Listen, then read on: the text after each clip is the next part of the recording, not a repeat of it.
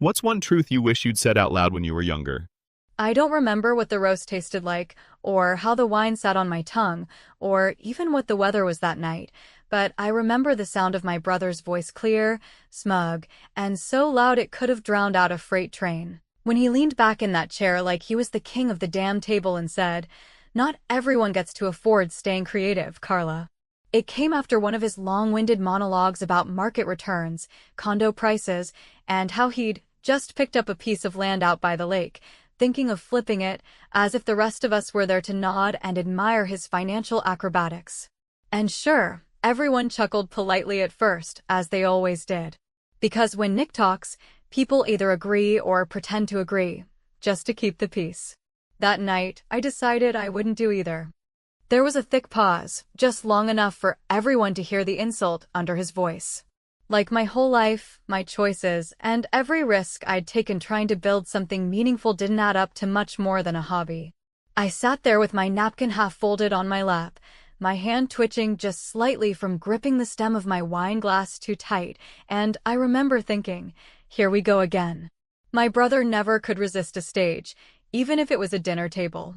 "You know," he continued, his fork dancing through the air like punctuation, "I always said you had a good imagination. But that's the thing, right? Imagination doesn't pay the mortgage. You get to play with your theater stuff, I get to pay for real things. Gotta be nice to live in a dream." He grinned at me the way only someone who thinks they've won your life's argument could. It wasn't the first time he'd jabbed at my career, and it sure as hell wouldn't be the last, but what made this moment different, what made it stay with me like a splinter in the back of my mind, was the silence that followed. No one said a word. Not my Aunt June, who usually tried to defuse things with awkward humor. Not my cousin Ava, who rarely spoke at all unless it was to complain about traffic. And especially not my grandfather, who hadn't said much of anything that evening, just sat there at the head of the table like a quiet statue, eyes half-lidded and watching. But then, slowly, almost lazily, he put down his knife, wiped the corner of his mouth with his napkin like he had all the time in the world, and turned his head toward me with that slow, deliberate movement that older people have when they want to make sure every muscle has something to say. And then he asked, just loud enough for everyone to hear it clear and clean, "Is that why your name's on that theater downtown?" For a second, you could have heard a damn pin drop. The air changed. You know when something shifts in a room and nobody knows what to say? Like someone just opened a window in winter and now everyone's too frozen to react? That's exactly what it felt like. My brother's mouth hung open just a little, then snapped shut as he looked at Grandpa like maybe he'd misheard. But he hadn't. Walter Jensen never said anything by mistake. I didn't respond right away. I couldn't. My chest tightened, and I swear every nerve in my spine went hot. Not because Grandpa had said it, but because he had known. Nobody in that room knew the truth about that theater. Not my brother, not my father when he was alive, not even my friends. They all thought I had managed to get a grant, or maybe I'd borrowed money from an investor who believed in the arts. But the truth was more complicated, more secret, and more dangerous to say out loud. Nick finally laughed, trying to recover, waving his hand like Grandpa had just confused me with someone else. "What, you mean the Jensen Theater? That was just some vanity thing, right? Didn't you put your name on it after some city art fund? Didn't cost you much, if I recall." I should have spoken then. I should have clarified. But I didn't. Because for the first time in a long time, Nick looked uncertain. Not smug. Not all-knowing. Just confused, like someone who realizes they might not know everything about a person they've looked down on for years. And Grandpa, still staring right at me, smiled, not wide, not warm, just a small, knowing curve of the lips that said, "Let him wonder." And wonder he did. That dinner ended quick. People made excuses, scraped their chairs back, offered half-hearted hugs. Nick barely looked at me when he left, which was fine. I'd spent years watching his back anyway. Grandpa stayed behind to help me clear the dishes, though we both knew I'd end up doing most of it. We didn't talk much. He just picked up a plate, rinsed it off, and handed it to me like he'd done it 1,000 times. But when we were alone, when the kitchen light made the lines on his face look sharper and older, he said quietly, It's about time he started asking the right questions. I turned to him and asked, "How long have you known?" He shrugged, eyes on the sink. "Long enough. You think I didn't notice what you were doing all those years? Hell, I helped you do it." And that was when I realized something I hadn't before. Grandpa hadn't just known. He had been part of it. The late-night envelope slipped into my mailbox. The anonymous wire transfer when the foundation almost backed out. The contractor who cut me a mysterious discount with no explanation. It all made sense now. But it wasn't time to say it. Not yet. There was a game being played, and I'd just been handed the winning card. But like Grandpa always said when he used to play poker with the old guys at the VFW, never show your hand before the last round. So I dried the plates, put them away, and went to bed with my heart pounding in my chest and my mind running full speed into the past, because if this was the moment the truth started leaking out, then it was only a matter of time before Nick went digging. And when he did, he'd find a hell of a lot more than he bargained for. Because the theater downtown wasn't just a building. It was a message. And the name on the front of it wasn't just mine. It was revenge.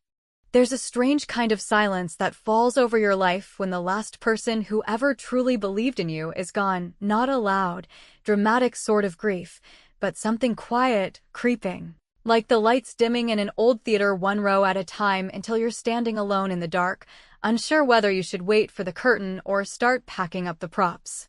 When my mother died, I was 22, jobless, directionless, and still clinging to a dream that everyone around me had already dismissed as a phase. I was working 2 shifts at a cafe that barely covered rent for the attic I called an apartment, submitting scripts to off-Broadway festivals that couldn't even afford plastic chairs for the audience, and scribbling dialogue on napkins between cappuccinos. She died in the middle of a Tuesday, lungs full of fluid, breath taken by something the doctors called aggressive, but I just called unfair, and after that, it felt like something essential in my life had been yanked from the socket and left sparking. My father, who had always tolerated my artistic temperament, with the amused detachment of a man who considered hobbies a privilege and careers a duty, changed that day too, not outwardly, not with tears or breakdowns, but in the way a door closes and locks from the inside. His grief wore a suit and tie. He buried my mother with barely a tremble in his voice and went back to work the following Monday as if nothing had shifted in the tectonic plates of our lives. I sat in the back row at her funeral while Nick stood next to Dad, not crying either, just watching the room like he was waiting for someone to approach with business cards and a lunch meeting. Afterward, they both told me it was time to grow up, to stop pretending life was a stage and start dealing with reality like an adult. Nick's words weren't cruel, just efficient. "You had your fun. It's time to start making money, Carla. The world doesn't run on passion."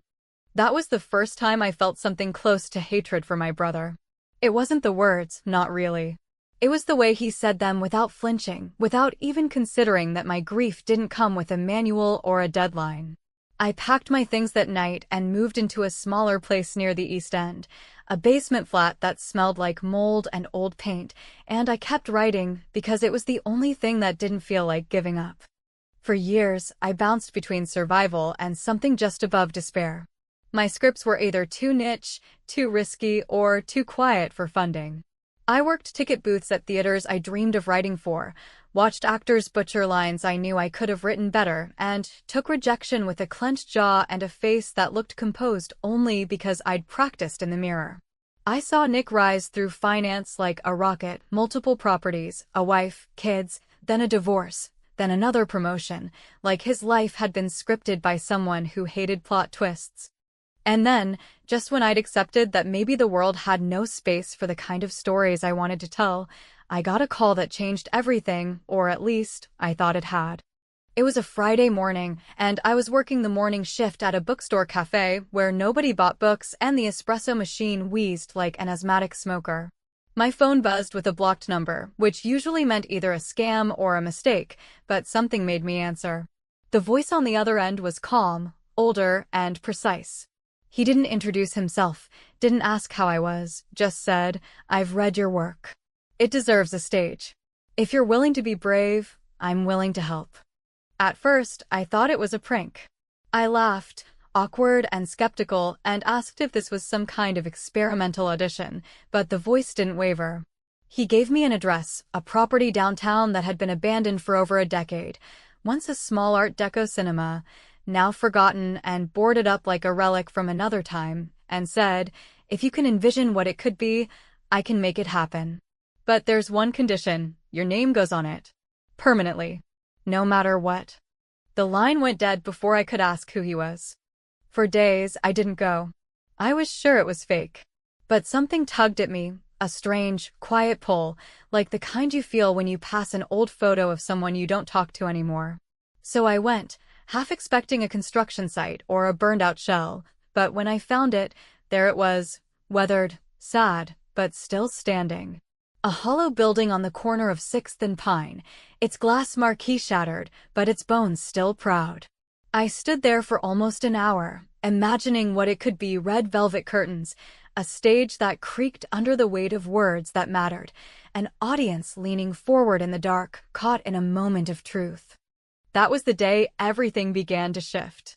I found out later, through whispers and paperwork that had no names but plenty of intent, that the property had been acquired under an LLC, anonymously. That the renovations were financed through silent loans. That every barrier that should have stopped me, permits, licensing, city inspections, was somehow already greased, cleared, or softened. It felt like luck at first. But luck doesn't read your unpublished scripts or memorize your dialogue.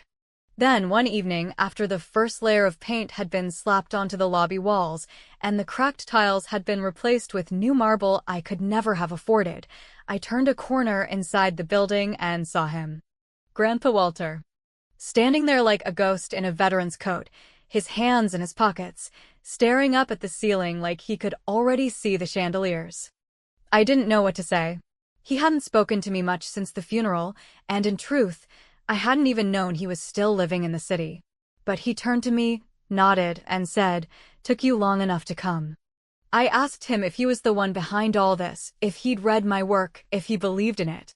And he just looked at me with those sharp, tired eyes and said, "I watched you scrape your knees trying to build something real. You never asked for anything. So I figured I'd help. Just one rule, don't tell Nick. Let him keep thinking you're the family disappointment." I should have hugged him. I should have cried.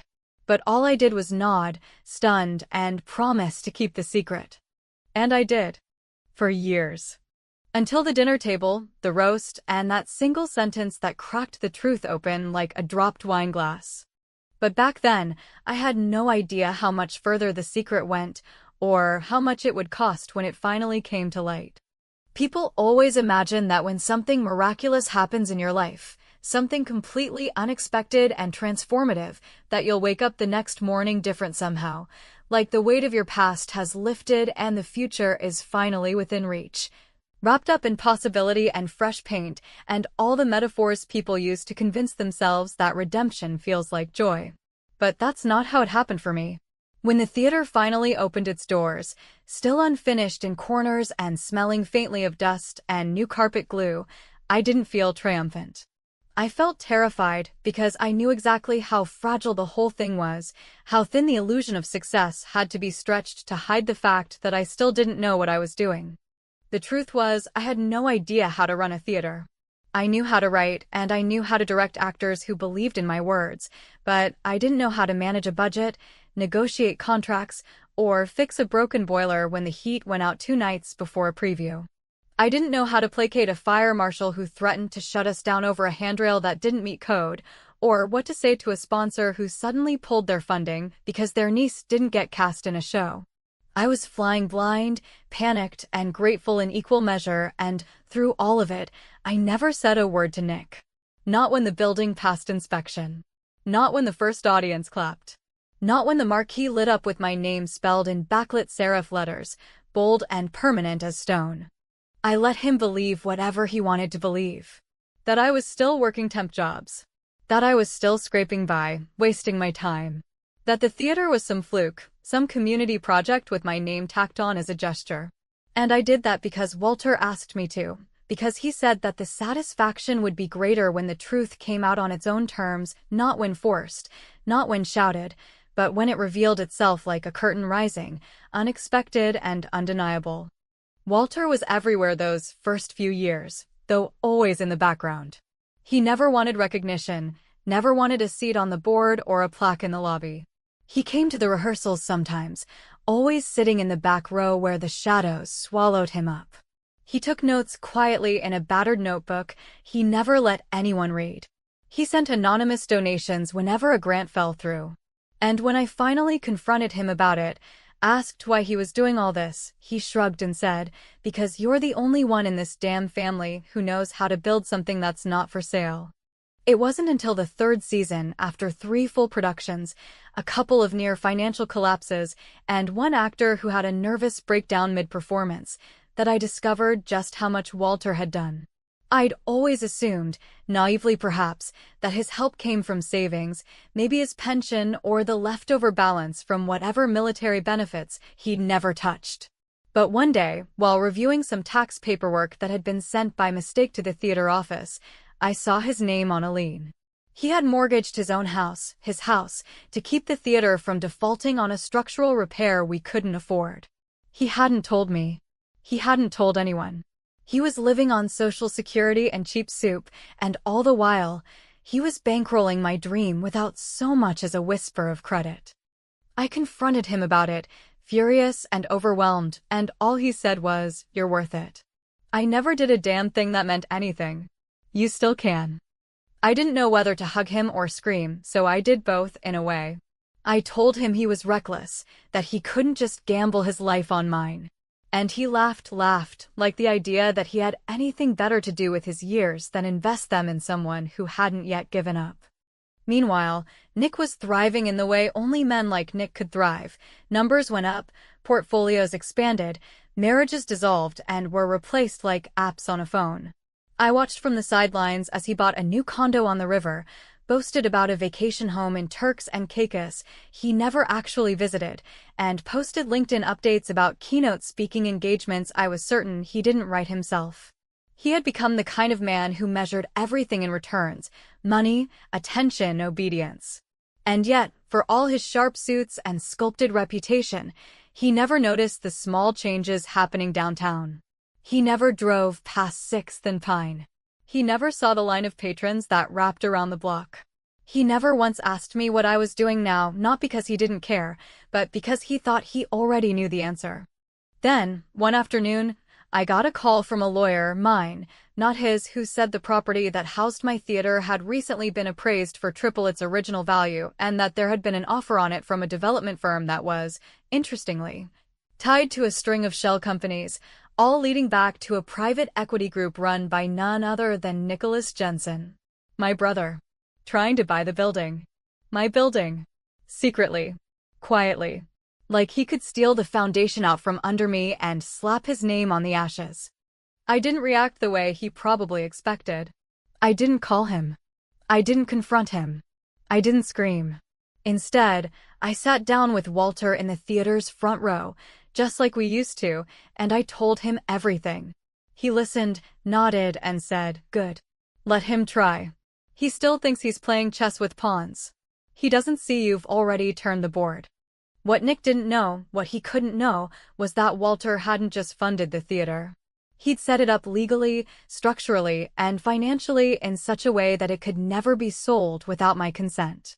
Every clause, every contract, every inch of red tape had been designed to protect it from vultures like him. It wasn't just a building anymore. It was a fortress.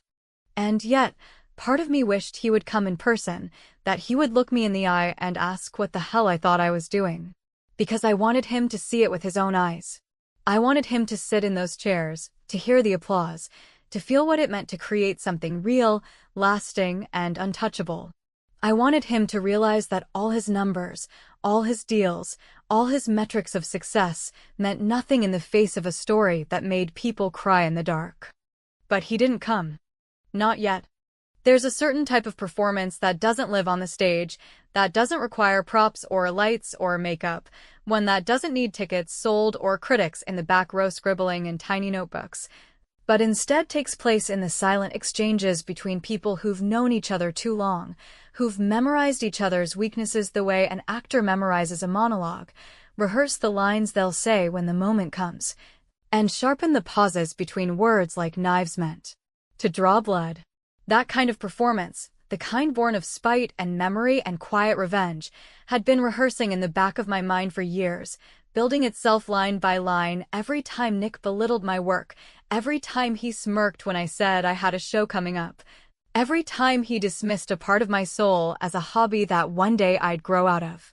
It didn't happen all at once. This plan I had to turn him into a character and let him watch himself unravel under the lights, but like most real things, it came slowly, out of necessity, out of frustration, and finally out of a desire not just to be seen, but to be understood on my terms, not his. The first version of the script wasn't even about him, not directly. It was a rough story about two siblings on opposite ends of life, one a dreamer, one a pragmatist, torn apart by the inheritance of a legacy they both misunderstood. But as I revised it, as the characters sharpened and the dialogue grew teeth, the lines between fiction and truth started to blur. I didn't plan for the brother to become him, not consciously, but he did, line by line, scene by scene, until I couldn't deny it anymore. And once I realized what I had done, I knew exactly what I needed to do next. I programmed the play for the winter season, the same slot we'd always reserved for our most personal work, the one time of year when critics were willing to look deeper, when audiences showed up craving something more than just entertainment. I directed it myself, poured every drop of energy I had into the rehearsals, into coaching the actor who would carry the weight of playing a man built from pieces of my brother. The actor, Kevin, was eerily good. His walk, his tone, even the way he adjusted his cuffs or smirked when making a cold remark, it was all Nick, though Kevin had never met him. Art has a way of making ghosts feel real, of pulling from some shared memory we all carry but rarely speak aloud. But I knew that no matter how powerful the performance, it wouldn't land unless Nick saw it. Really saw it. So I sent him a formal invitation, not under my name, but as a VIP ticket from one of our board members, someone he vaguely knew through a charity gala and whose name would carry enough weight to make him curious. I made sure the seat was center, perfect view, row 5, the row where the weight of the show always hit the hardest. I didn't know if he'd show up, but something in my gut told me he would, because curiosity was always his weakness. He couldn't resist a room he hadn't yet conquered.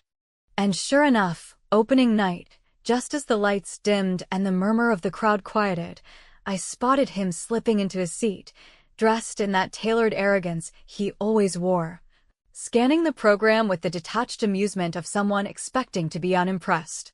I watched him from the tech booth in the back, my headset crackling with cues, my fingers clenched into fists as the first scene began. For 2 hours, he sat there, expression unreadable, as the story unfolded, two siblings at war over their dead father's estate, one trying to preserve what little remained of their shared past, the other trying to sell it piece by piece for profit. Indifferent to meaning, allergic to sentiment. The dialogue was sharp, too sharp to be coincidental, and I saw the moment it hit him, somewhere around Act 2, Scene 3, when the actor playing the brother said, "I don't build things, I own them. That's the difference between us, you create, I conquer." Nick shifted in his seat, and for the first time, I saw the mask slip, just a flicker, a tightening of the jaw, a blink that lasted too long. The final scene was the one I wrote in a fever one night after he sent me an email suggesting I pivot to digital content, as if theater were some outdated relic I needed to evolve from. In that last moment, the sister character stands alone on the empty stage of a theater the brother tried to demolish, surrounded by the ghosts of performances past, and she delivers a monologue that ends with the line, "He thought it was about money. But it was always about meaning." And now, even he can't rewrite the truth. The curtain dropped. The lights came up. The audience stood. Nick didn't clap. He sat there frozen, then stood slowly, turned, and walked out without a word, without looking back, his program left on the seat like a piece of discarded armor. I didn't follow him. I didn't need to. My revenge wasn't loud. It wasn't cruel. It didn't need lawyers or screaming or accusations. It was elegant, surgical, precise. I made him watch a mirror for 2 hours and let the world applaud his reflection. And the most satisfying part? He couldn't touch it. Because it was fiction. Because I never said his name. Because legally, there was nothing he could do.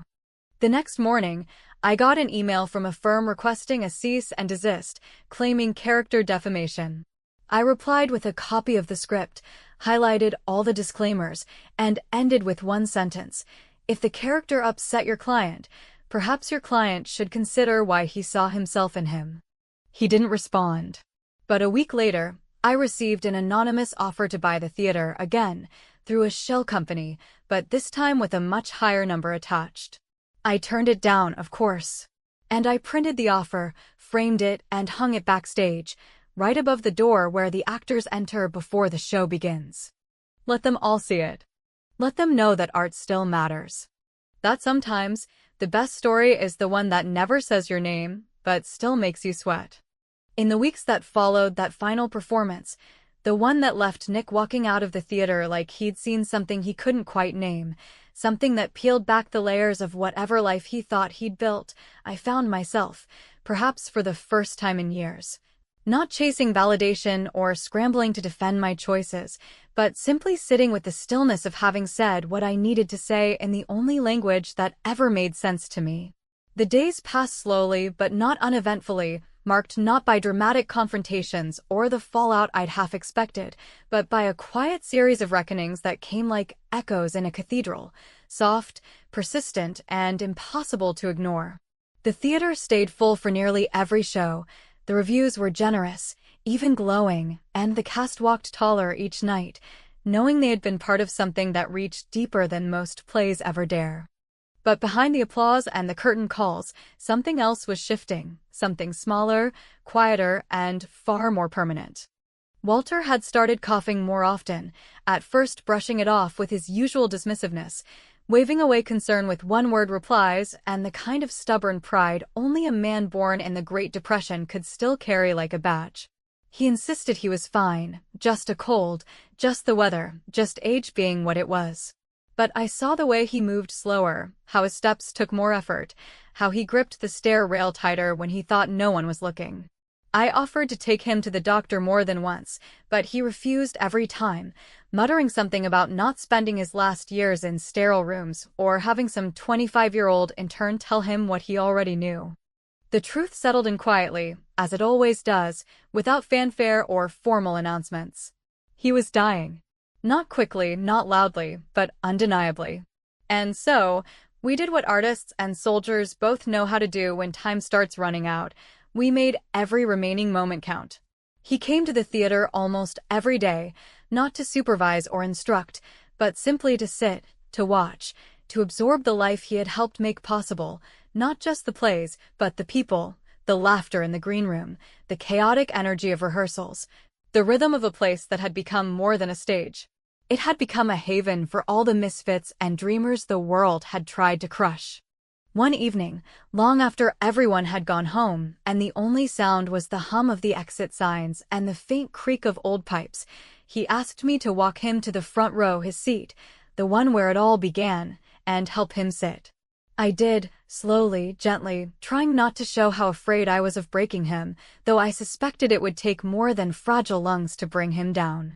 He looked out at the empty stage, the velvet curtains drawn, the dust catching the light in soft halos, and then he turned to me and said something that lodged itself so deep in my chest I don't think I'll ever be rid of it.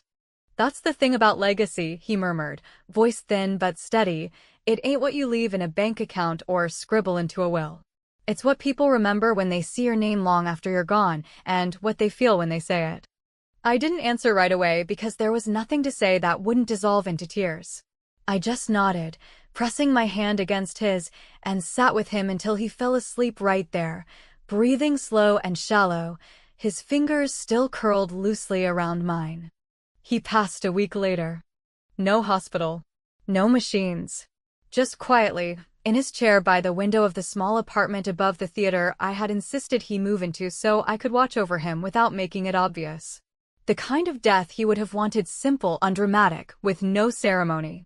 I found him with a book open in his lap and a faint smile on his face, and I remember thinking how rare it is for someone to actually finish the last act of their life on their own terms. The funeral was modest. He had written in his will that he didn't want a lot of fuss, no drawn-out eulogies or fake tears from relatives who hadn't called him in years. Just a few chairs, some music, Sinatra, of course, and a letter to be read out loud. It arrived in a sealed envelope, hand-addressed to me, but clearly meant for an audience. I almost didn't open it, not there, not in front of everyone, but I could hear his voice in my head saying, if you wait too long to say the hard things, you'll never get the chance again. So I stood, in that small room, filled with the scent of lilies and wood polish and quiet regret, and I opened the envelope with shaking hands. Inside was a single page. It began simply, "To my family, what's left of it." And then it cut straight through the air like a blade, with the kind of clarity only a man with nothing left to lose can offer. He wrote about me first, how I was the only one who never asked him for money, only for time, for presence, for the kind of belief that couldn't be measured on a spreadsheet. He called me the stubborn spark in a long line of ash, the one person who took the pain this family dealt like poker chips and turned it into something that might just outlive us all. He said he was proud, not in the way people say it to make you feel better, but in the way a soldier respects another who never surrendered. Then he turned to Nick. And the words were brutal, not cruel, but brutally honest in a way that made every head in the room turn toward my brother, as if they could already feel the shame radiating off of him like steam. He wrote, "To the son I never had but always tolerated, your talent for acquisition has never impressed me. You've spent your life building a tower with no windows, and when the wind comes, you'll wonder why no one warned you it was hollow. You think your name means something because it's on a spreadsheet. But hers is on a building and, more importantly, in people's mouths, in stories, in lives she changed without ever asking for anything in return. And that, my boy, is the difference between power and meaning." Silence followed the reading. Even the minister didn't know what to say. Nick's face was unreadable, stone-carved and cold, but his fists were clenched, white-knuckled in his lap. I didn't look at him again. I didn't need to. The damage was done, and the truth had been spoken in a voice that would echo far beyond that small chapel. Weeks later, after the dust had settled and the condolences had dried up, I got word from my lawyer. Walter had left the remainder of his estate to me. Not out of favoritism or love, but out of strategy. His letter to the executor was clear. He wanted every last cent to go toward the theater, to ensure it could never be sold, never be dismantled, never be co-opted by men like Nick who only knew how to own, not to create. And in the most poetic turn of all, the property I'd spent years protecting had just become untouchable. Nick tried to fight it, of course. Hired attorneys, made threats, implied I had manipulated an old man for his money. But it was all theater now, ironic and pitiful, because the documents were ironclad, the estate already converted into a trust, and the city itself had stepped in to mark the theater as a protected cultural site, something Walter had arranged behind the scenes in the final months of his life.